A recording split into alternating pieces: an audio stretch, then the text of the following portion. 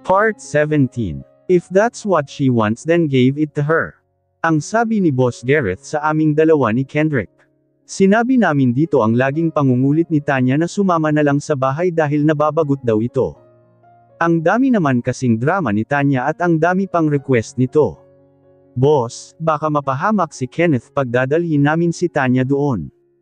Ikaw na rin ang nagsabi na hindi namin siya dapat pagkatiwalaan, na hindi natin alam kung ano ang intensyon niya.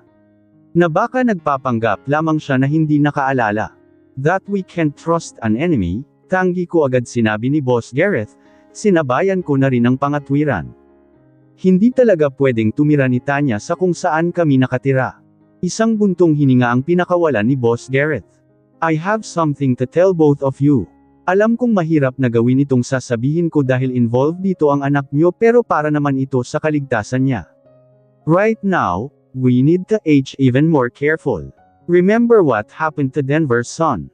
Your son could be in danger too. Nagkatinginan kaming dalawa ni Kendrick. Ano ang ibig niyong sabihin? Awang labi kong tanong kay Boss Gareth. Kung sang-ayon kayo, ipapadala ko si Kenneth sa isang ligtas na lugar. He will be safe there, and he will even enjoy himself. He can continue his studies there. I promise he won't be bored because there are many kids his age that he can play with. Saan? Tanong ni Kendrick. Sa Pearl Island. Noon ang isla ito, isa itong exclusive island na pagmamay-ari ng Delfango, exclusively only for Delfango and other members of their club, kasama na dito ang kapatid mong si Draven at Denver. Hindi ko pwedeng ipadala ang anak niyo sa Saavedra Island dahil karamihan doon ay mga kriminal na binigyan lang ang chance para magbagong buhay. Although, our island is also safe pero mas safe siya sa Pearl Island. I heard mahilig sa kabayo si Kenneth at gusto niyang mag-aral dito, pwede siyang mag-aral doon sa pangangabayo since meron riding club doon. Lahat ng kaidaran niya ng mga Delfango ay doon nag-aaral para mangabayo. Delfangos are Hachendero and Haciendera. But still, desisyon pa rin ninyong mag-asawa kung papayag kayo sa gusto ko. Si Boss Gareth. Nagkatinginan kami ni Kendrick. Tila nag-uusap ang mga mata naming dalawa. Hinawakan ni Kendrick ang kamay ko. What do you think? Tanong niya. I trust you. Aminado ako na gamaan ang loob ko sa kanya dahil sa sinabi niya. Okay Boss Gareth. Malaki ang tiwala ko sa organisasyon na kinabibilangan ko. Alam kong hindi mapapahamak ang anak ko. Mas makakabuti na rin ito para kay Kenneth. We need to ensure Kenneth's safety because it seems like Kendrick and I are facing even greater danger. I can feel it. It's like there are always eyes watching us, some of which are waiting to cause harm. May rason kung balik-nagbabalik na lang bigla si Tanya. At naniniwala ako dito. Makakasama niya ang yaya niya doon since komportable siya sa yaya niya at ito na ang nag-aalaga sa kanya simula pa nung bata siya. Meron din dalawang secret agent na makakasama sa taytirhan nila doon. Magpapanggap bilang mag-asawa ang dalawa. Mga makakatulong nila doon. Aniya, mas lalo akong naging panatag. Pag nasa isla na ang anak nyo, pwede nyong dalhin si Tanya sa bahay nyo. Mas mababantayan siya doon. We can install secret cameras anywhere. At para maiiwasan na mapahamak ang mga katulong nyo kung sakasakaling may masamang plano nga si Tanya, papalitan natin ang mga katulong nyo pansamantala, mga tauhan ng mga Saavedra ang ipapalit natin. Sa ngayon, importante si Tanya at kung totoong may amnesia siya, importante din na mabalik ang alaala niya dahil malaking tulong sa atin ang mga impormasyon na makukuha natin sa kanya. Natapos na naman ang trial sa araw na ito. Naglabas ng ilang ebidensya para sa mga membro ng Serpent Gang na nahuli sa raid ng mga pulis kaya naligtas ang ilang kababaihan. Tulad ng unang trial, maraming media ang nag-aabang sa labas ng korte. Ang mga ito ay gustong ma-interview si Kendrick. Pero nanatiling tikom ang bibig ni Kendrick sa kung ano ang takbo ng kaso sa courtroom. He only explained the details what happened, sa mga biktima lang. Dahil sa plano na ipadala si Kenneth sa Pearl Island para sa kaligtasan nito kaya napagpasyahan namin ni Kendrick na kausapin ang anak namin. Kailangan na kasi namin ma-ensure ang kaligtasan ni Kenneth. Sa mga susunod na araw, mas lalong titindi ang labanan sa korte, dahil may malalaking tao nang isasangkot si Kendrick. Ito daw ang mga taong nakilala niya noon nang una niyang nakaharap si The Myth. Meron na siyang ebidensya na nalikom laban sa mga ito. Kaharap namin ngayon si Kenneth. Nasa loob kami ng study room. Nagpapaturo sa aming dalawa ni Kendrick ng assignment si Kenneth. Ito na rin ang tamang sandali para sabihin namin kay Kenneth ang tungkol sa pag-alis niya na hindi muna kami kasama ng daddy niya. Baby, may sasabihin kami ng daddy mo, simula ko. And what is that, mommy and daddy? Diba, gusto mong mag-aral ng horse riding? Nakangiting tumanggo si Kenneth. You were going to have a vacation in an island. Doon ka muna magpapatuloy sa pag-aaral mo at matuto ka din doon kung paano mang-abayo. Then, pag matuto ka na, magkakaroon ka na ng sarili mong horse. Gusto mo ba yan? Opo, mommy, masayang bulalas ni Kenneth. I am so happy dahil magbabakasyon tayo. Bilang ina, medyo may dumampi din sakit sa dibdib ko. I'm sorry baby, pero ikaw lang muna. Susunod kami ng daddy mo doon pag magiging okay lahat at mapakulong na ng daddy mo ang mga bad people. Yung nakikita mo sa TV. Napasimangot si Kenneth. Buddy, you know that my job is dangerous, right? And we just want you to be safer, you understand that, right? I've explained my work to you. I promise, your mom and I will join you there as soon as those bad people are in jail and justice has been served for those who have been oppressed, ang sabi ni Kendrick sa anak. Okay po. I understand, si Kenneth. Promise, susunod kayo sa akin at hihintayin ko kayo doon. We promise you. Ani ko, susunod ka lagi kay yaya mo, si Kendrick. Opo, daddy. Nakikinig lang ako kina Kendrick at Kenneth habang nag-uusap. Dahil mas matagal na nagsama silang dalawa kaya mas kilala talaga ni Kendrick si Kenneth, mas alam talaga ni Kendrick kung paano kausapin si Kenneth. Masyadong mataas din ang tingin ni Kenneth sa ama niya at iniidolo pa nga niya ito. Pag matapos na ang laban namin ngayon, pakiramdam ko, mahihirapan akong ilayo si Kenneth sa ama niya. Nagkamali ako. Buong akala ko, madali lang gawin ito pero mahal na mahal ni Kenneth ang daddy niya at napakahirap. Hinamag ko ang sarili ko, hindi ko muna dapat iniisip ito. Ang mga kaaway muna naming dalawa ni Kendrick ang dapat pagtuunan namin ng atensyon. I'm hopeful that this will all come to an end soon, allowing me to gain clarity. Afterward, I may finally see the correct path and make the necessary decisions. But before anything else, kailangan nyo munang mangako sa akin. Ano yan, Kenneth? Tanong ko. That I am going to have a baby brother-sister soon. Napaawang ang labi ko. Hindi ako makatingin kay Kendrick dahil ayaw kong makita ang reaksyon niya. Sa mga nakalipas na araw, lumalambot na talaga ako. Kaya naiinis ako pero para naman nabawasan ng tinak ang puso ko. Mahirap din minsan ang magkunwari na wala akong pakiramdam. Sarili ko lang ang niloloko ko. Gusto ko ng kapatid. Pwede nyo naman ibigay yun, di ba? Kasi mag-asawa naman kayo. Sabi kasi ni Yaya na pag mag-asawa ang dalawang tao, obligasyon nila ang magkaroon ng baby. Kaya may obligasyon kayo. Mas lalo napaawang ang labi ko. Hindi ko alam ang sasabihin ko. Tuldok. Narinig mo yan, si Kendrick sa akin. Napatingin ako kay Kendrick. Nakakairita ang mukha niyang nakangiti.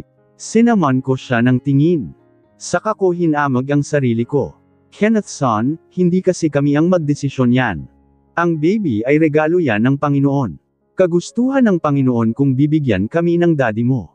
Wala akong maisip na pwedeng sabihin. Not 100%. Nagbibigay ng biyaya ang Panginoon pero tao parent yung gumagawa ng bata. Paano naman mabibiyaan kung wala, napaungol bigla sa sakit si Kendrick. Lihim ko kasi siyang sinipa sa ilalim ng mesa. Daddy, are you okay? Tanong ni Kenneth sa ama. I am fine buddy. Don't worry. Ang gagawin mo lang ay humiling at magdasal ng baby brother or sister kay God. Then kami na ng mommy mo ang bahala sa iba, nanlaki ang mga mata ko sa sinabi ni Kendrick. Diba, mommy? Comandat pa si Kendrick at mas ikinainis ko. Lagot ang Kendrick na to mamaya. Patutulugan ko talaga agad ito dahil suntok ko. Mommy, bahagya akong napapitlag nang narinig ko ang boses ni Kenneth na nagsasalita sa likuran ko. Papasok na sana ako sa kwartong inakupo ko. Agad akong napalingon sa anak ko. Hey Kenneth, kinakabahan ako. Hindi ko lubos akalain na sa anak lang ako kakabahan ng ganito.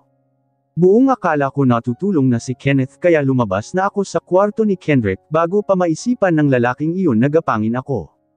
Dahil sa may mahalagang pinag-uusapan pa kami ni Kendrick pagkatapos namin siyang kausapin kanina kaya ang yayamunan niya ang magpatulog sa kanya, hindi ko naman lubos akalain na gising pa pala ang anak ko. 10:00 na ng gabi. Mommy, anong gagawin mo sa kwarto na yan? Hindi naman yan ang kwarto niyong dalawa ni Daddy, nakasimangot na tanong ni Kenneth. Nag-isip ako sa kung ano ang sasabihin ko. Nag-check kasi ako sa kwartong ito kanina, I think I left my cellphone here, tangi kong naisip na sabihin, hoping it sounded believable. Why are you still awake? It's already 10 in the evening, I quickly changed the topic. Natutulog na siya kanina ma'am pero nagising siya dahil nauuhaw daw siya. Ang yaya ni Kenneth ang sumagot, may dala na itong bottled water. Nakalimutan kong maghanda ng bottled water kwarto niya kanina. Pasensya na po ma'am. It's okay, napaupo ako para pantayan ang anak ko. Bumalik ka na sa kwarto mo at matulog ka na. Opo mommy, mangako ka rin sa akin na babalik ka na sa kwarto ninyo ni Daddy, sandaling napaawang ang labi ko. Pero ngumiti din ako sa kanya kalaunan. Oo, babalik na ako sa kwarto namin ng daddy mo. At dahil magkatabi lang ang kwarto nilang dalawa ni Kendrick kaya magkasabay na kami ni Kenneth. Inihatid ko pa si Kenneth sa loob ng kwarto nito at sinisiguro ko na nakahiga na ito sa kama. Hinalikan ko muna ang noo ng anak ko bago ako nagpaalam dito. Dahil may lampshade naman kaya pinatay ko muna ang ilaw bago ako tuluyang lumabas mula sa kwarto ni Kenneth. Babalik na sana ako sa kwarto na inakupo ko pero napatigil ako na napatingin sa kwarto ni Kendrick. Alam kong nangako ako sa anak ko. Bakit ba ako nagigilty pag hindi ko gagawin ang ipinangako ko sa anak ko? Pwede ka naman pumasok, kwarto naman nating dalawa yan. Ikaw lang naman ang may ayaw na makatabi ako. Muntika na akong napapitlag nang narinig ang boses ni Kendrick. Naiiritang mukha na napalingon ako sa kanya. Magsasalita sana ako pero napatigil sa ere ang mga sasabihin ko at hindi ko mapigilan ang sarili ko na mapasurvey kay Kendrick mula ulo hanggang paa. Sa loob ng mahabang panahon, ngayon ko lang naramdaman muli ang mag-init ang katawan. Yung natural na nag-iinit, hindi yung nakainom ako ng alak na may contain para gusto mong makipagtalik. Nakasuot naman si Kendrick ng t-shirt pero naka-boxer short lang siya sa ibabang bahagi ng katawan niya. At yung ano niya ay bumabakat sa suot niya. Buweset, napalunok pa ako. Talagang pinagpala pa naman si Kendrick sa departamentong ito. Kinalma ko ang sarili ko. Hindi niya dapat mahalata na medyo apektado ako sa kanya. Kendrick, mahiya ka nga. Huwag kang ang pakalat-kalat dito sa labas na ganyan ang suot. Paano kung makita ka ng mga kasambahay?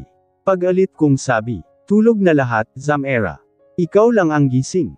Gising pa si Yaya, kahahatid lang niya kay Kenneth sa kwarto nito. Napaangat ang isang bahagi ng labi niya. Saka siyang umisi. Are you jealous at the thought that someone else might see me like this? Jealous? You really have some nerve, attorney. Kendrick Montenegro.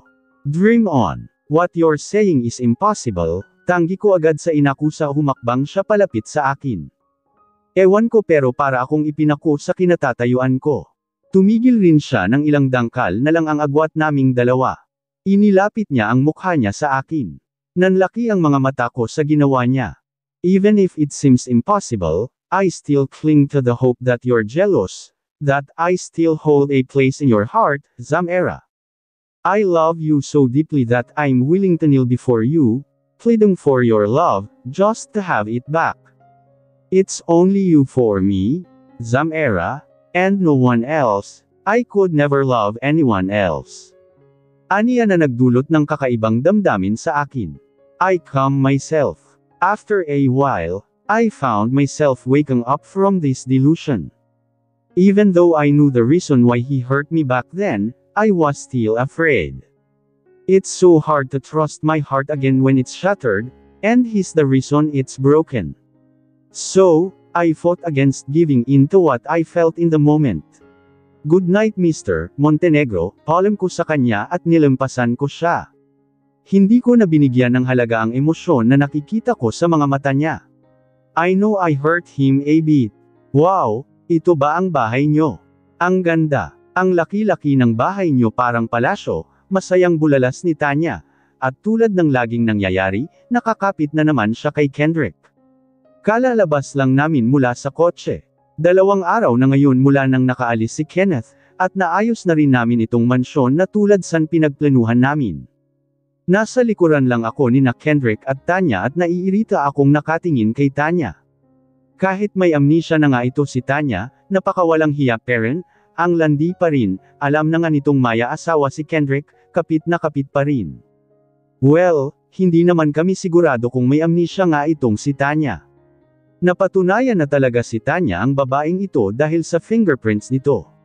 Mas mabilis kilalanin ang isang tao sa fingerprints kaysa sa DNA. May posibilidad din na magkamali ang DNA dahil kung hindi ito totoong si Tanya, malaki ang posibilidad na kakambal ito ni Tanya. Pwede namin itong mapagkamalan si Tanya kung hindi nga ito si Tanya kung DNA ang ginamit para kilalanin ito. Twins are sharing the same DNA at hindi mapigilan ang magkamali. Matalim din ang titig ko kay Kendrick, at talagang ang Kendrick na ito, sinamantala naman ang pagkakataon. Well, bahagi nga pala ito sa plano namin. Kailangan ganito siya kay Tanya, mabait at hayaan ang pagkaklingi ni Tanya sa kanya. Pwede din siyang makatulong na mabalik ang alaala ni Tanya kung sakasakaling may amnesia nga ito. At wala lang talaga sa plano ay itong naramdaman ko ngayon na parang nagseselos ako. Tuldok-tuldok. Ipiniling ko ang ulo ko. Sunod-sunod. Stay calm, Zamera. You shouldn't be jealous. You're on a mission, and you are Rosebud. Where's your toughness? Ayusin mo yang sarili mo, pagalit ko sa sarili ko. Maya-maya lang, napalingon sa akin si Tanya. Thank you sa pagpapatira mo sa akin dito. Ang bait nyo talagang mag-asawa. Ang swerte ko sa inyo, nakangiting sabi ni Tanya. Kami lang ang malas sayo. Mula nang dumating ka, biglang nagkagulo ang buhay namin, sa isip ko. Muntikan nang napataas ang kilay ko dahil sa sinabi ni Tanya. Ang plastic kasi ng dating sa akin. Mabuti na lang talaga at napigilan ko pa ang sarili ko at hindi tuluyang napataas ang kilay ko. Sure, you are welcome here. You are a family. Family. Kunot noong tanong nito sa akin. Zamera is your sister. Si Kendrick.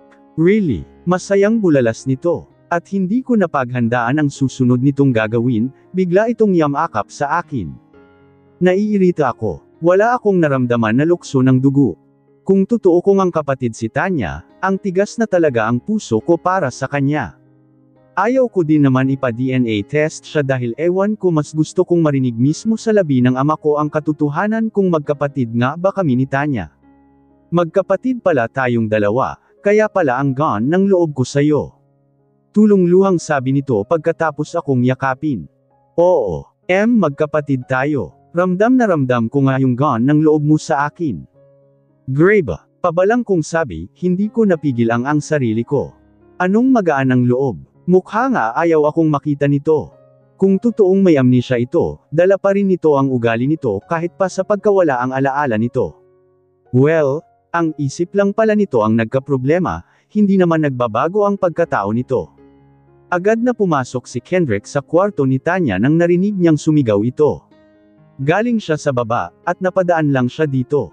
Pagpasok niya, nakita niya ito na nakahiga sa kama at tila binangungot ito. Mabilis siyang lumapit dito at ginaisang ito. Kendrick. Anito nang nagising ito? Binangungot ka Tanya. Mabilis itong napaupo sa kama at umiiyak itong yamakap sa kanya. Mukhang takot na takot ito kaya hinayaan lang niya ito. Kendrick, nakakatakot ang panaginip ko. May isang lalaking nakamaskara, sinasaktan niya ako. Gusto niya akong gawan ng kasamaan. Ilang beses sa kwartong iyon. Ilang beses niya akong inabuso. Natatakot ako. Ramdam na ramdam ko ang ginawa niya sa akin. Totoo ba ang mga nangyayari sa akin? Totoo ba ang mga ginagawa ng lalaking nakamaskara sa akin? Umiiyak nitong sabi. Nanginginig pa rin ito sa takot. Tanya, napaisip siya sa sinabi nito. Inabuso din ba ito ni The Myth noon? Bibitaw na sana siya dito nang humigpit ang yakap nito sa kanya at dahil sa naawa siya dito dahil nanginginig ito sa takot kaya hinagod niya ang likod nito para pakalmihin ito. Kendrick, wag mo akong iwan, natatakot ako, umiiyak na sabi nito. Sa'yo lang ako nagtitiwala. Lagi kasi kitang nakikita sa panaginip ko. Ikaw yung parang kakampi ko. Please, kailangan kita, wag mo akong iwan. Hindi siya makasagot. Naalala niya nung mga panahon na sobra siyang nahihirapan, si Tanya lang yung tumutulong sa kanya, at laging nandyan para sa kanya. Please, wag mo akong iwan, kailangan kita. Maya-maya lang, napatingin siya sa pinto nang bumukas ito at si Zamera ang nakita niya. Napaurong ito sa kanapataas ang kilay kalaunan. Matalim muna ang titig na pinakawalan nito sa kanya, saka ito umalis. Tanya, you'll be fine. Dito ka muna sandali. Tatawag lang ako ng ilang maid para bantayan ka.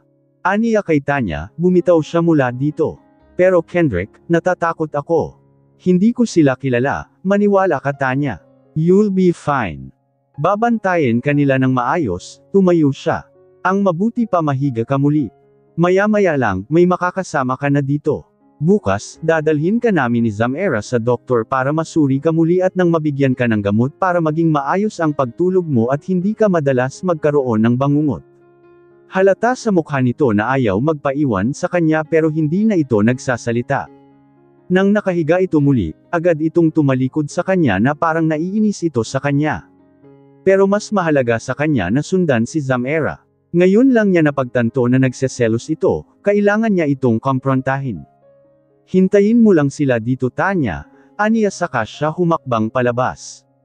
Ginawa naman niya ang sinabi niya. Tinawag niya ang dalawa sa nagpapanggap na katulong sa mansyon para bantayan ng mga ito si Tanya. Huminga muna siya ng maraming hangin bago kinatok ang pinto ng kwartong inakupa ni Zamera. Inihanda na niya ang sarili sa galit nito. Kung sisepakan siya nito, okay lang naman sa kanya, basta ba aaminin nito sa kanya na nagseselos ito. Ano ang ginagawa mo dito? Iniwan mo yung alaga mo. Agad na sabi ni Zamera sa kanya nang siya ang napagbuksan ng pinto nito. Pagalit ang boses nito at nakataas pa ang kilay. Kailangan kitang sundan. Nagseselos ka baka ito pa ang dahilan na magkasiraan na naman tayong dalawa. Napanganga ito sandali sa sinabi niya. Kahit galit na galit ito na parang papatayin na siya sa titig nito. Pero tuwang-tuwa siya dahil halata ang pagseselos nito. Nagseselos, taas kilay na sabi nito. Correction Attorney Kendrick Montenegro, I'm not jealous, I'm just angry because it reminds me of what you did to me before, that even though it wasn't intentional, you still chose that woman over me. I'm not jealous, okay. Wake up. Parang muntikan siyang tinamaan ng kidlat sa narinig. Napaurong siya, hindi niya napaghandaan ang sasabihin nito. Kinalma naman ni Zamera ang sarili. Hindi niya alam kung ano ang nangyayari sa kanya. Her emotions are not valid anymore. Naiinis siya dahil dapat wala na siyang pakiramdam. Dapat hindi na siya nagpapatalo sa emosyon niya pero mula nang nakita nila muli si Tanya, may mga emosyon na nabubuhay sa puso niya. Parang buhay na buhay muli ang nakaraan. Pinilit niyang labanan pero kay hirap makipaglaban. Tama ang sinabi sa kanya ng mga boss niya. Ang pinakamahirap na kalaban ay ang emosyon. Kung magpapadala siya dito, malaki ang posibilidad na matatalo siya. Pero kung tuluyan siyang magpatianod dito, maaari din ito ang gagamot sa kanya. At ang pinakamahirap sa lahat ay kung may mga makakasalamuha siya na maging dahilan para mahirapan siyang labanan kung ano ang naramdaman niya. Nakaya niya pang maging matigas kay Kendrick pero kay Tanya, parang unting-unti siyang sinasakal, namumuhi siya ng sobra at gusto niya itong saktan. I'm sorry Zamera. I am really sorry. Please, tell me what to do para mabawasan ang sakit na dinulot ko sa puso mo, nagsumamo ang mga mata ni Kendrick. She felt guilty. She admitted it. Talagang nagseselos siya, pero natatakot siya. Bakit napakomplikado ng emosyon ng isang tao? Kahit anong gawin niya pagmamatigas, lalambot din pala siya. Fine Kendrick. I am jealous, at nagawa pa niyang aminin ang katotohanan ito. At kahit nagwawala pa ako sa pagseselos dito, hindi mo dapat iniwan si Tanya. Remember, kailangan niyang magtiwala sa iyo ng sobra. Dahil hindi natin alam kung totoong may amnesia siya o nagpapanggap siya. Kailangan niyang maramdaman na kakampi ka niya, na mas kinakampihan mo siya kaysa sa akin na asawa mo. Pagalit niya sabi dito pero mahina lang ang boses niya. Kahit malayo ang kwarto ni Tanya, dapat pa rin silang mag-ingat. Napanganga ito sa sinabi niya. Pero maya-maya lang, nagliliwanag din mga mata nito. Really? Nagseselos ka? Kitang-kita niya ang tuwa sa mga mata nito. Ano ba yung pinagsasabi mo? Hindi siya makatingin dito. Ano bang nangyayari sa kanya? Para siyang bumalik nung mga panahon na nagligawan pa lang siyang dalawa. God! Ang tanda ko na at isa pa akong secret agent, marami na akong pinapatay. At hindi man lamang ako nagi-guilty na pinapatay ko ang mga tao na yun. Pero heto ako ngayon, parang teenager na kinikilig sa isang tao na isinumpo ko na. Ang puso ko ay parang uod na binudburan ng asin. May sakit na yata ako sa paglisip. Sa isip niya, pwede ba balikan mo na si Tanya? Dapat mong gawin ang plano natin. Akmang isasara niya na ang pinto, pero iniharang nito ang kamay nito sa pinto. Kendrick, laking mata niyang sambit. Sinasaway niya ito gamit ang titig niya. Ano bang ginagawa mo? Tanya is fine as of now. Gagawin ko din ang plano pero pwedeng bukas na. Gusto kitang makasama ngayon. At saka may obligasyon tayong dalawa sa mundo. Obligasyon. Kunot noo siya. Anong obligasyon ang pinagsasabi mo? Be fruitful, and multiply, and replenish the earth, and subdue it. Isa iyan sa obligasyon ng mag-asawa sa mundo. At saka nangako tayo kay Kenneth, Zamera. Napaisip siya bigla sa sinabi nito. Tila naman nag-init ang pisngi niya nang napagtanto niya ang nais sabihin nito. Tumigil ka Kendrick. Sisipakan kita dyan. Marami ka pang bigas na kakainin para tuluyan kitang mapatawad, asshole. Pagalit niyang sabi pero hindi naman siya galit. Ngumisi ito. Hindi niya napaghandaan ang susunod nitong gagawin. Pumasok ito sa loob ng kwarto. At mabilis siya nitong naisandal sa pinto at iniharang naman nito ang kamay nito sa magkabilang gilid niya. Ano ba ang ginagawa mo Kendrick Montenegro? Pagalit pa rin ang boses niya, pero ang lakas naman ng T***K ng puso niya. Sweetheart, though I know your forgiveness still eludes me, allow me the opportunity to help you through the ice I've inadvertently placed around your heart. Let me be the one to love you, Zamera, bulong nito sa kanya. Bahagya nitong kinagat ang earlobe niya. He started kissing her ear, her neck, at hindi siya nagreklamo sa ginawa nito. Agad na nabuhay ang kakaibang masarap na sensasyon sa katawan niya. Nag-iinit bigla ang katawan niya. Habang hinahalikan nito ang leeg niya pababa sa balikat niya at pabalik sa tenga niya, nag-uumpisa na rin maglakbay ang mga kamay nito malambot niyang katawan.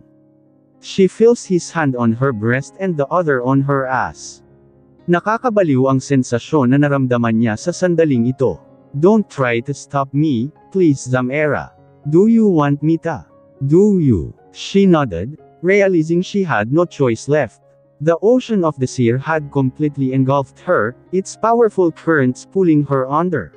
She was swept away, unable to fight against the overwhelming tide, resigned to her fate and unable to resurface from its depths. Maya-maya lang, naramdaman niya ang paglapat ng likod niya sa malambot na kama. They continued their fervent kissing, their passion undiminished. Despite the biting cold of the room, a fiery warmth surged through her. She was completely bare at the top, and she had no recollection of how her clothes had been removed. The intense sensations had driven her to madness, enveloping her in a blissful haze that made her lose all sense of reality. Hindi na niya kayang pigilan ang ungol na gustong kumawala sa bibig niya habang minamasahe nito ang dibdib niya.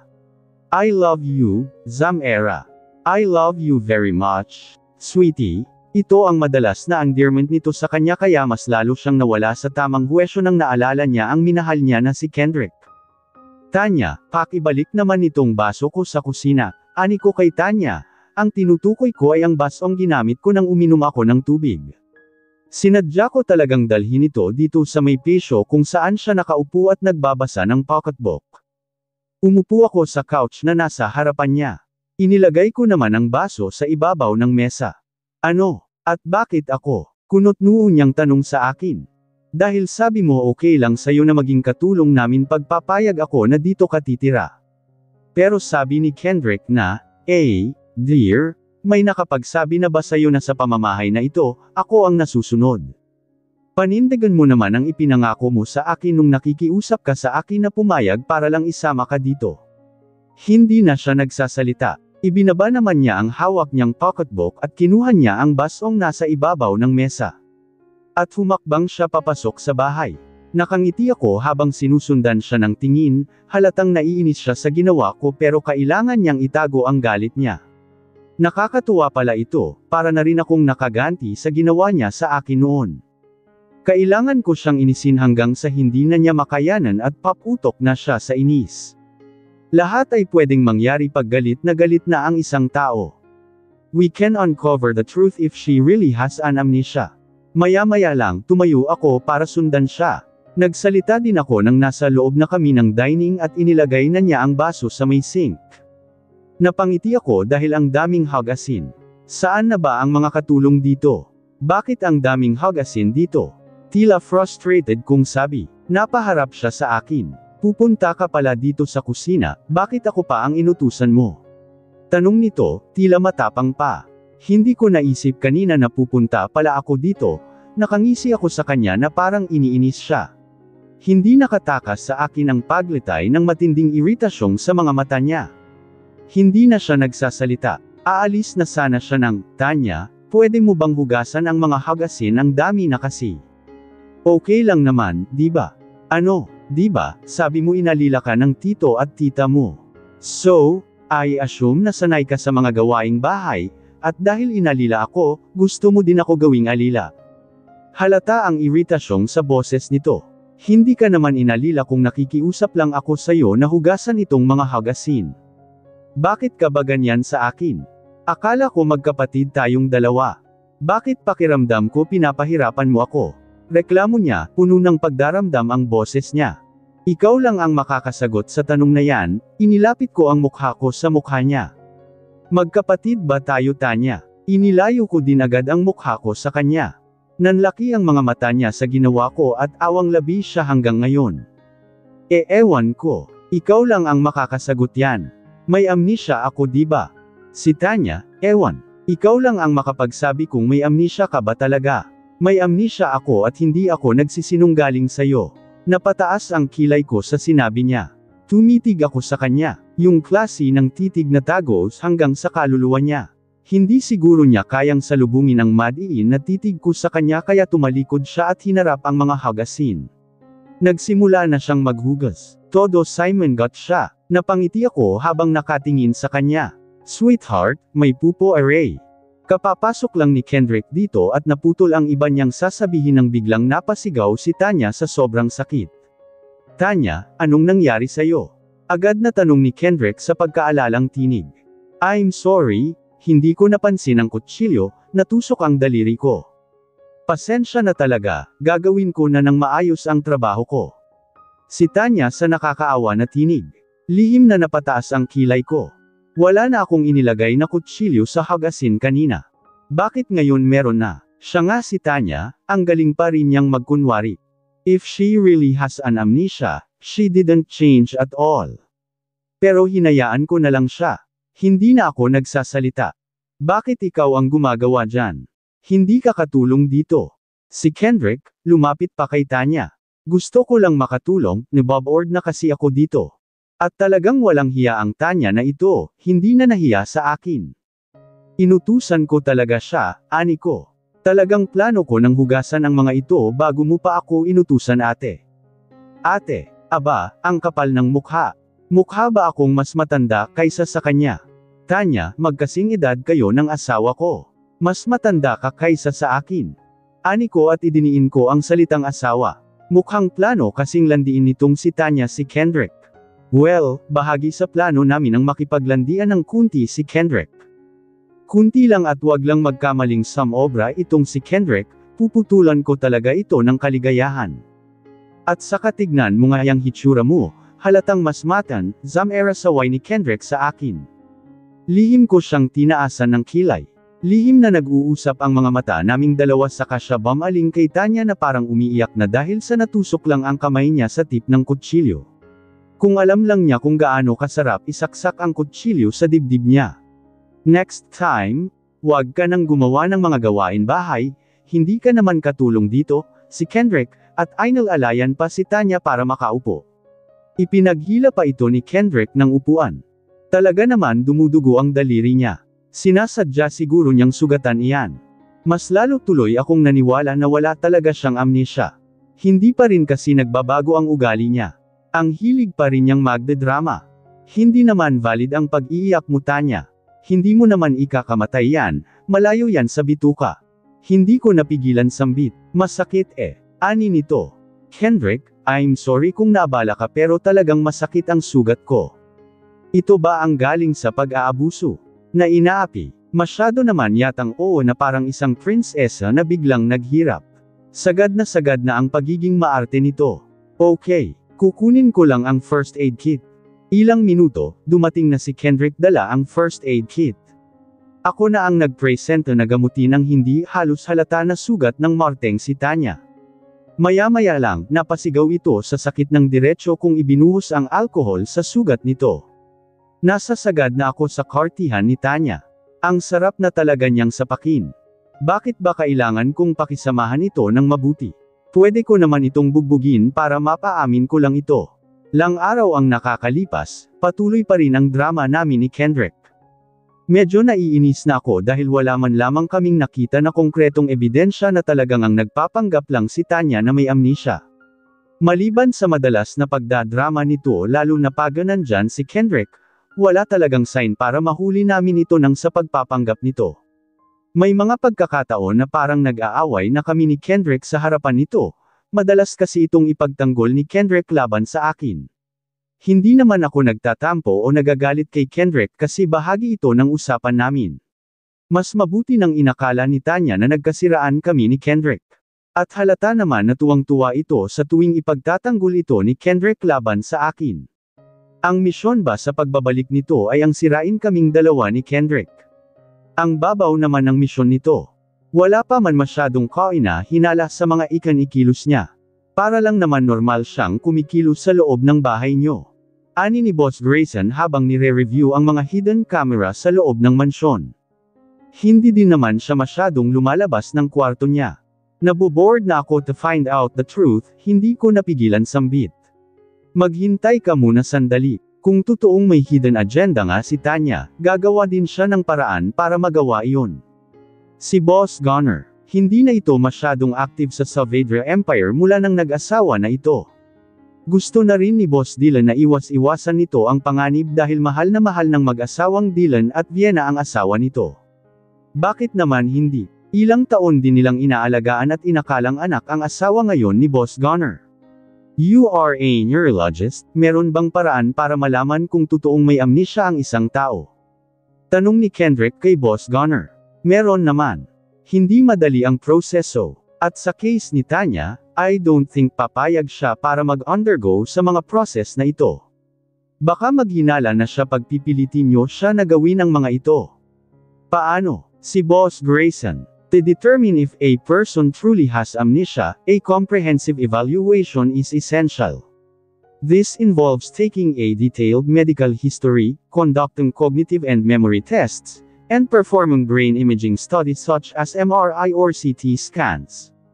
Additionally, behavioral observations, laboratory tests, and consultations with specialists, including neurologists and psychologists, help to assess the extent and nature of the memory loss and to rule out other potential causes such as mental health disorders, infections, or substance abuse.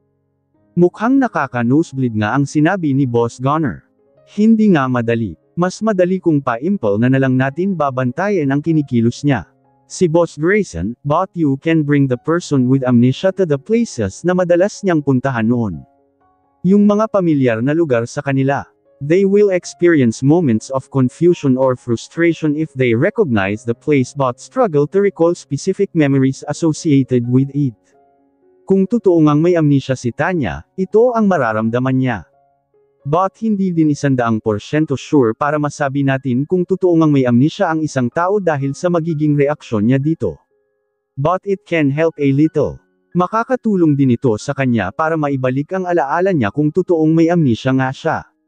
Nagpatuloy pa ang pag-uusap namin sa kung ano ang plano namin. Kung hindi uubra ang plano namin, may plan B naman. At ang plan B ay ang kukunin nila si Tanya at sila na ang bahala dito hanggang sa bumalik ang alaala nito. Sa mga Saavedra, malaking kasalanan ang ginawa ni Tanya na ninakaw ang secret files ng grupo. If Tanya is a victim, then who? Maya-maya lang pumasok ang isa sa mga tauhan ng mga Saavedra sa loob ng backroom. Isa itong messenger ng mga Saavedra. Ibinulong nito kay Boss Grayson ang kailangan nito. Rosebud si Boss Grayson sa akin. Mr. The Myth is responding us. He is ready to meet you and only you. Wait for the details of your meeting dahil ipapadala daw niya ito sa isang pinagkakatiwalaan niyang tauhan. I don't know what to feel when I heard Boss Grayson said.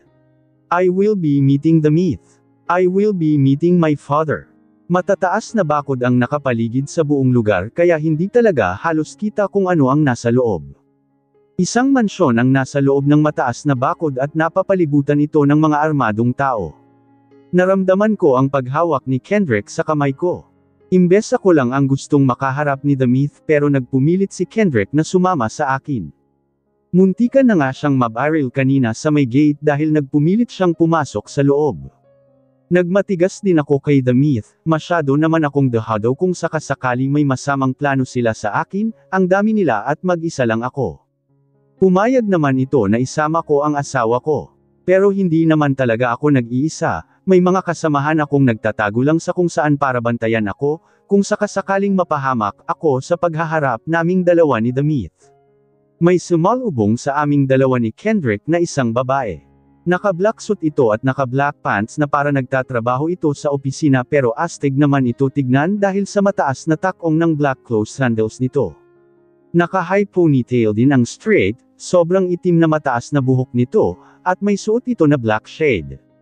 Maganda ang katawan nito, bakat na bakat sa kasuotan nito, at sa tingin ko, kasing edad ko lang ito. May tattoo ito na isang serpent sa leeg nito. Pumanhik siya sa itaas na bahagi ng bahay, sumunod kami ni Kendrick sa kanya. Nang nasa itaas naman kami, isang mahabang pasilyo na may maraming pinto ang dinaanan namin hanggang sa huminto kami sa isang pinto. Kumatok ang babae, bumukas ang pinto at sumalubong sa paningin ko ang isang lalaki na nakasakay sa wheelchair na walang iba kundi ang ama ko kasi hitsura ng tatay ko ang nakita ko dito. Nakatayo sa tabi nito ang lalaking nakasunod sa amin ni Kendrick at ang isang lalaki na nakasuot ng puti na sa tingin ko isang doktor. Maghirap, kung ganito ka naman pala kay Aman. Bakit? Hindi ko mapigilan tanong sa kanya. Naninikip ang dibdib ko, masama ang loob ko pero hindi ko naramdaman na parang gusto kong maiyak. Dahil siguro sa katotohanan na mas nanag ang sama ng loob ko sa kanya. I'm sorry Zamera, hindi ko sinasadya na pabayaan ka anak. Pero nang mga panahon na yon ay nakikipaglaban din ako sa buhay ko. Ito si Walter, ang tinutukoy niya ay ang lalaking nagbabantay ng lihim sa aming dalawa ni Kendrick. Siya ang pinagkakatiwalaan kong tauhan, siya ang nagligtas sa akin nung gusto akong patayin nang nagpapanggap na ako. Napuruhan ako, itinakas ako ni Walter. Halos 2 taon akong tulog Zamera, hindi ako sinukuan ni Walter, umaasa siya na madyay gising din ako. Nabuhay ako at nagising, pero baldado na ako. My skeletal is damaged, hindi na ako makakalakad at hindi na rin halos makakilos. Laging may doktor na nakabantay sa akin dahil madalas humihina ang immune system ko at nagkakaroon ako ng mga inspection. Hindi stable ang kalagayan ko and anytime soon, pwede akong tuluyan mawala kaya kailangan kita anak. Kailangan mo nang malaman ang pinakamalaking legacy ng angkan natin. Ito ay para sa iyo at nakatakdang sa iyo lamang dahil ikaw lang ang nag-iisang anak ko. Nag-iisang tagapagmana ko. Nag-iisa. Ibig sabihin hindi ko kapatid si Tanya. Sinong Tanya? Awang labi ito at kunot noo. Hindi mo na maalala si Tanya. Siya ang batang sinasabing anak mo at, oo, naalala ko na siya. She is my adopted daughter. Pero bago ako umalis noon, at iwanan ang Serpent Gang, bumalik na ang tunay niyang ama na kaibigan ko at ibinalik ko na si Tanya sa kanya. Nagkatinginan kami ni Kendrick. Tanya is lying to you ever since Kendrick. Hindi ko bigilan sambit. Hindi man tumugon si Kendrick pero alam kong nagagalit siya sa katotohanan ito. Nabaling muli ang paningin ko sa ama ko. Paano ka nabuhay? Paanong iba ang nailibing ko? Bamantong hininga muna ama ko. Mahabang kwento Zamera at dahil gusto kong simulan ang kwento sa kung paano ito nagsimula. Umupo muna kayo ni Mr. Montenegro. Hindi na kami uupo ni Kendrick. Kaya naman naming tumayo kahit ilang oras pa, gusto ko lang malaman ang buong katotohanan. You didn't trust me, ani ng ama niya. The truth is, I don't really know what to feel. There's a part of me that recognizes him as my father, and I want to go to him, to embrace him. But then there's the reality that he is the myth, the notorious leader of the Serpent Gang, who still spreads terror and chaos even now. This harsh truth holds me back, creating a conflict within me that I can't easily resolve. You can't blame me. I understand, at mas makakabuti nga yung hindi ka nagtitiwala agad. Humugat ako ng lakas ng loob para matanong siya sa matagal ko nang gustong malaman. Totoo ba ang sinasabi akin ng pekeng Carlota? Totoo bang kayo ng ina ko ang nag-utos na magpapanggap siya bilang si Carlota Montenegro? Tanong ko sa kanya. Oo, walang pang-alinlang niyang sabi. Kaming dalawa ni Carlota ang nagmamahalan, pero dahil sa malaking utang ng pamilya nila sa mga Montenegro kaya napilitan si Carlota na pakasalan si Martin Montenegro. Pero hindi nagiging mabuting asawa si Martin, maliban sa madami itong babae, para pang nasasakal si Carlota dito. Nabuntis ni Martin si Gemma at ang asawa mo ang ipinagbubuntis nito noon, kaya humantong si Carlota sa desisyon na kailangang magpapanggap ni Gemma na siya para na rin sa batang nasa sinapupunan nito. Mahina ang puso ni Carlota at ang sabi ng doktor, malapit na rin siyang talunin na ng sakit niya. Hindi pwede ang heart transplant sa kanya. Pareho kaming nagsakripisyo para magiging masaya kami pareho sa mga huling sandali niya. Iniwan niya ang asawa at anak niya at iniwan ko naman ang gang. He paused, ramdam ko ang paglanghap niya ng hangin na parang naghihirap ang kalooban niya. Pero nabuntis siya at ikaw yun. May taning na ang buhay ni Carlota kaya pinili niyang buhayin ka kahit pa sa sinabi ng doktor na mas mapaaga ang kamatayan niya pag ipagpatuloy ka niya. Mahal na mahal ka niya, Zamera, dito na nag-init ng sobra ang mga mata ko. Nang nawala na si Carlota, bumalik ako sa Serpent Gang, para ipagpatuloy ang nasimulan namin pero hindi ko lubos akalain na meron na palang pumalit sa akin, nagpapanggap bilang ako. Hindi ko alam kung paano bawiin ang identity ko. Hindi ko nahawak ang grupo at hindi ko na alam kung ano ang ginagawa nila. Mas nanag sa akin ang kagustuhan iligtas ka Zamera, kaya hindi ko na ipinaglaban ang gang. Itinago kita sa isang malayong probinsya, binago ko lahat ng record para walang makatuntan sa ating dalawa. Pinili kong mamuhay ng simple, isang magsasaka, naubos na rin naman lahat ng natirang pera ko sa bangko. Buong akala ko, habang buhay na tayong maninirahan ng tahimik pero nagkamali ako, hindi kita naprotektahan. Pinigilan ko ang sarili ko na matangay ako sa emosyon ko. Ngayon ko na nararamdaman na parang gusto ko nang maiyak. Paano iba ang nalibing ko? Ano ang nangyari? Sigurado ako na ikaw ang lalaking iyon. Napatingin ito kay Walter at parang may sinasabi ang mga mata ng ama ko dito. Napatingin din ako kay Walter. Isa akong tapat na tauhan ng iyong ama. Buong akala ko na ang pinagsisilbihan ko sa mahabang panahon ay ang ama mo. Pero nalaman ko na impostor pala ang pinagsisilbihan ko. Pinuntahan ng impostor ang ama mo para ito mismo ang papatay dito. Si Walter, may kasama siyang ilang tauhan, nilabanan ko ang mga ito, Zamera, napatumba ko ang mga ito.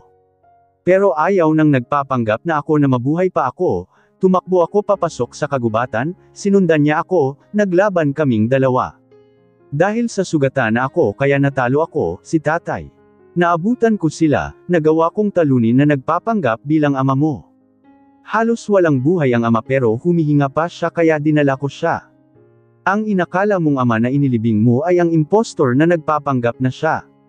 Si Walter, hindi kita pinabayaan, Zamera.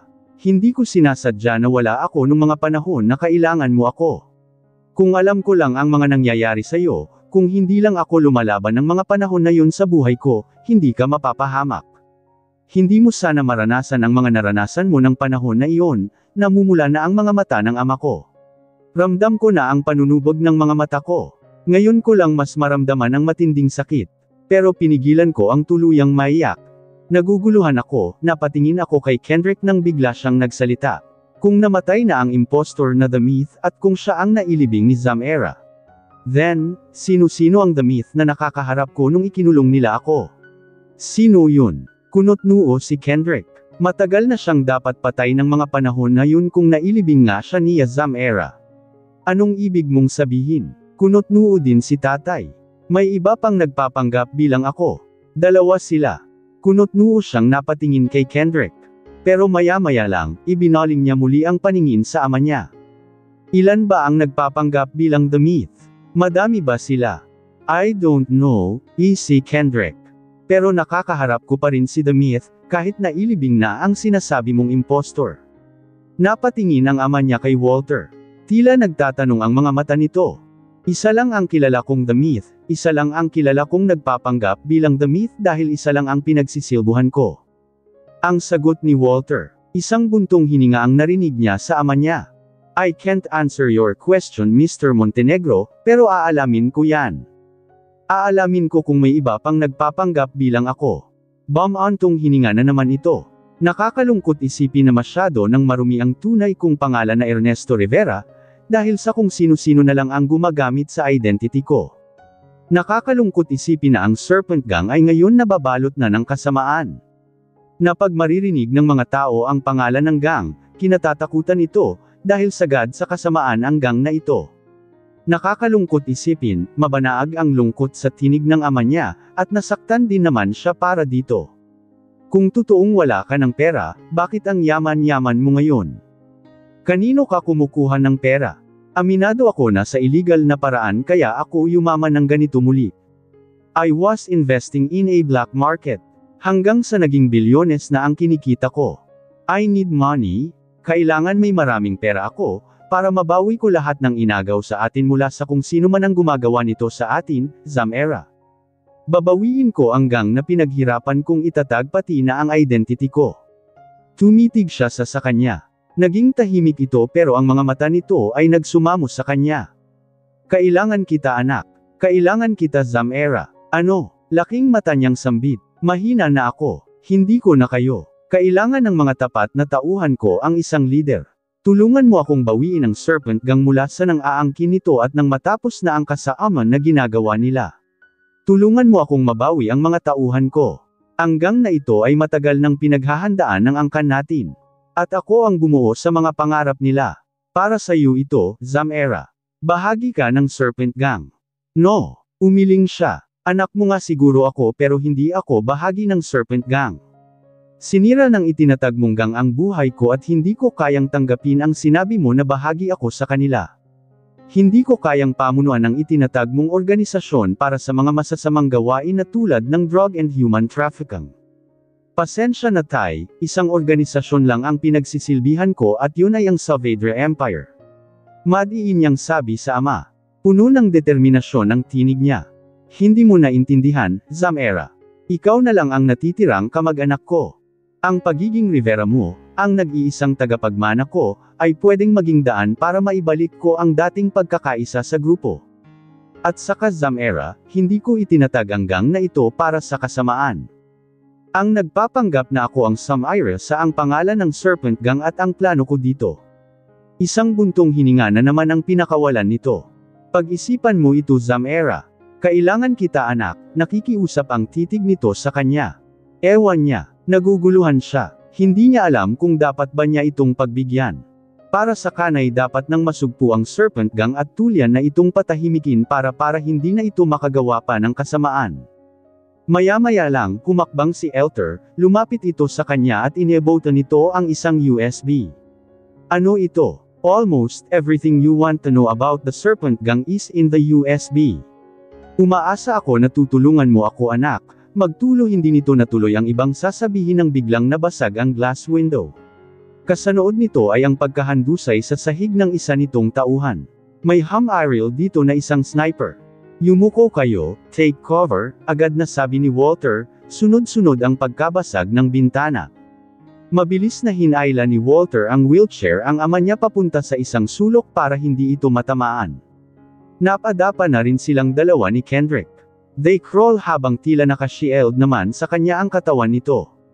May baril silang dalawa ni Kendrick pero hindi nila magawang gumanti ng putok sa mga kalaban dahil sa pinaulanan sila ng bala. Later, hindi nga nagkamali si Zamera, sinalakay nga ng mga kalaban itong hideout ng ama niya. At dahil nasa loob sila ni Kendrick kaya wala sila mapagpilian kundi ang lumaban. Hindi din naman niya alam kung ano ang dahilan ng pagsalakay ng mga ito, baka silang dalawa ni Kendrick ang gustong ipatamba ng mga ito. Dinala ni Walter ang ama niya sa isang safe na lugar dito sa mansyon. Gusto siyang isama ni Walter pero mas pinili nilang dalawa ni Kendrick ang makipaglaban hanggang sa makalabas silang dalawa dito. Nakatago sila ni Kendrick sa dingding habang nakatingin sila sa pinto. Hindi na ganun kaliwanag sa labas dahil malapit ng Gamabi. "They'll be here any moment," bulong ni Kendrick sa kanya. "Stay sharp. We hold our ground." Dapat niyang ipaglaban ang lugar na ito dahil pagmamay-ari ito ng ama niya. Medyo tahimik na at wala nang masyadong putukan pero alam niyang nandyan pa rin ang mga kalaban. Hindi niya lang alam kung nasaan ang mga tauhan ng ama niya. Ang gusto lang nila ni Kendrick ay ang makaalis sila na ligtas lugar na ito.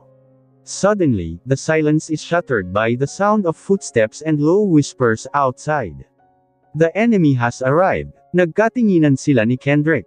Sa labas ng mansion, a group of masked assailants, heavily armed, stealthily approach the mansion. Ibinibigay ng leader ang Senador Yas para sila'y magkalat at palibutan ang buong mansyon.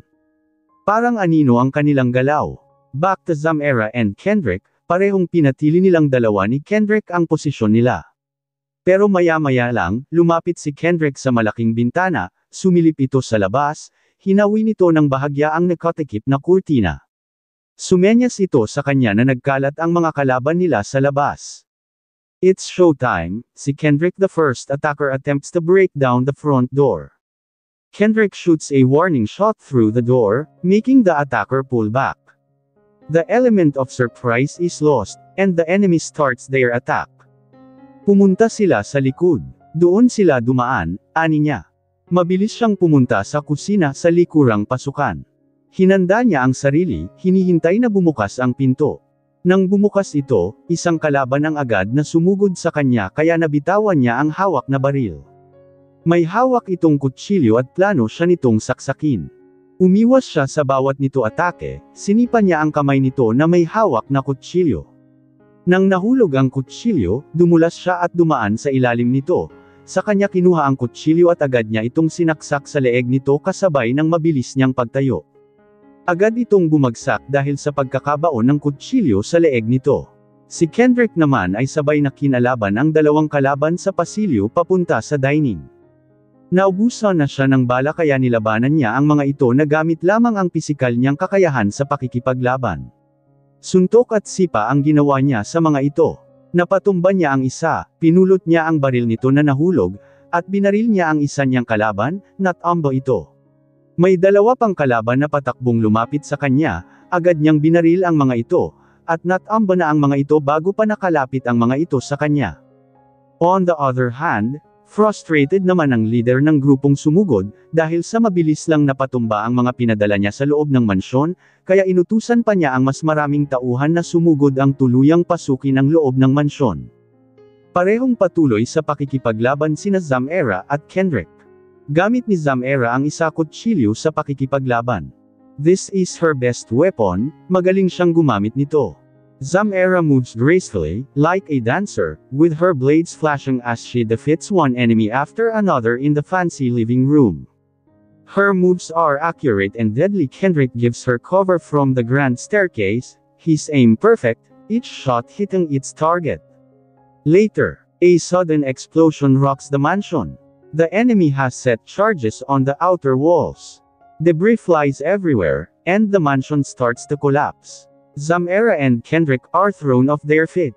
Nag-alala si Zamera sa ama niya. Saan kaya ito ngayon? Nakatakas kaya ito? Hindi niya alam kung may ibang buhay pa ba o silang dalawa na lang ni Kendrick ang natitirang nakikipaglaban, wala din siyang naririnig sa mga kasamahan niya sa Saavedra Empire.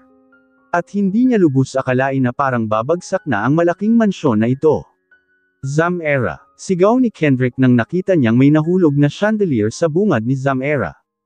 Tila nabigla si Zamera at hindi makakilos. Tumakbo si Kendrick palapit kay Zamera, itinulak niya ito para hindi ito matamaan pero siya naman ang nataman nito. Mabuti na lang at nakadapa muna siya bago ito tuluyan tumama sa kanya. Kaya hindi masyadong malakas ang impact sa kanya. Laking mata si Zamera habang nakatingin sa nangyari kay Kendrick. Kendrick, sigaw ni Zamera. She runs to him, her adrenaline giving her strength to lift the heavy object just enough for Kendrick to crawl out. We need to move. Kailangan na natin makaalis ngayon, Kendrick, ay nalalayan nila ang isa't isa. Mahirap dahil kailangan pa nilang umiwas sa mga ilang nahuhulog na debris. A lot of dust from here added to their struggle to get out of the place. They run for the back exit, but the enemies block their way in the dining room. Isang lalaki na sa tingin nila ay ang leader ng mga ito, smiled wickedly at them. He pulls out a sword, ready to finish them off. End of the line, nakangising sabi nito.